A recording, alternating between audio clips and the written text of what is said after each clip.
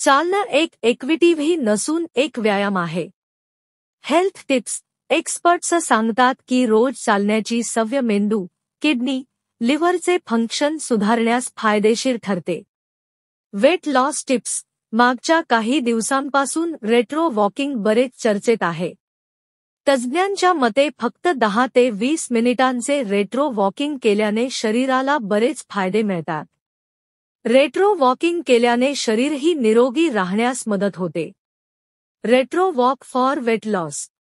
Retro वॉकिंगचा अर्थ काय? Health benefits of walking backward. Retro walking हा एक व्यायाम आहे. ही टर्म कवार्ड वॉकिंगसाठी वापरली जाते.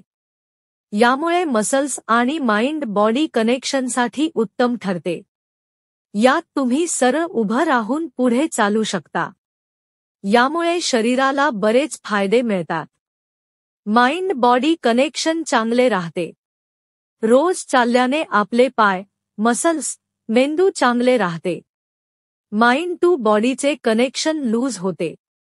जेव्हा तुम्ही उलटे चालता तेव्हा ही सवय मसल्सना व्यवस्थित सिग्नल येतो, यामुळे दोघांच्यामधील कनेक्शन चांगले होते.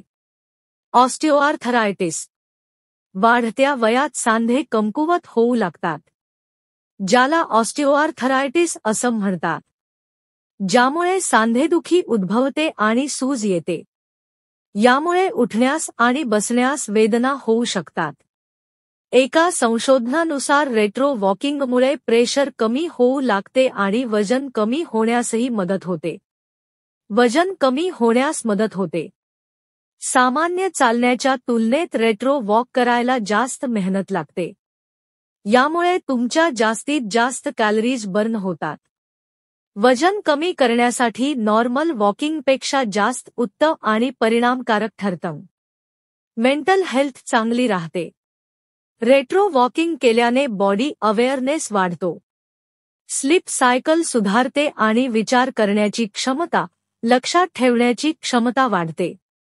जर तुम्ही ताणतणाव किंवा एन्झायटीचे शिकार असाल तर तुम्ही हा उपाय करून पाहू शकता.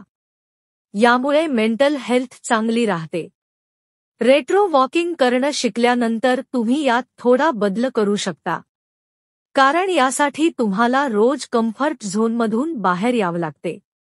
हळूहळू वेगाने चाला आणि नंतर जॉगिंग करा.